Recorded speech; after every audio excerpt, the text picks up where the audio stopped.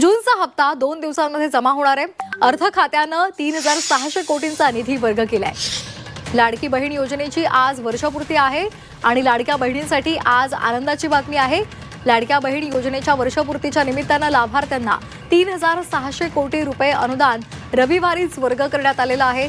येत्या 1 ते 2 दिवसांमध्ये लाभार्थ्यांच्या खात्यामध्ये जूनचा हप्ता जमा होणार आहे। लाडक्या बहिणींसाठी एक खास आणि महत्त्वाची अपडेट, जुलैचा 13वा हप्ता जमा होणार। पाहूया सविस्तर अपडेट।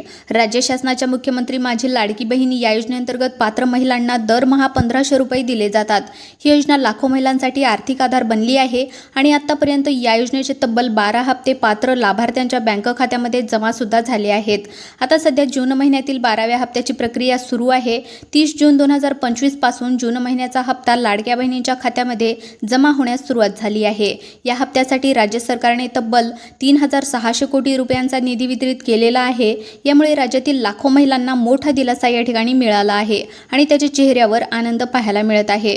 पण आता सगळ्यांच्या मनामध्ये एकच प्रश्न आहे, जुलै महिन्याचा हप्ता कधी मिळणार? काही दिवसापूर्वी अशी चर्चा होती की जून आणि जुलै या दोन्ही महिन्याचे हप्ते एकत्र जमा होतील।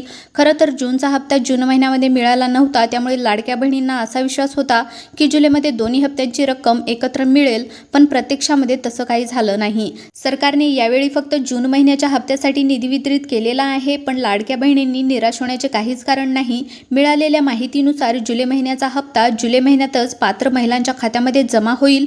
अधिकृत तारीख अजून जाहीर झाली नाही, पण मीडिया रिपोर्टनुसार हा हप्ता जुलैच्या 3ऱ्या किंवा 4थ्या आठवड्यामध्ये खात्यामध्ये येण्याची शक्यता आहे।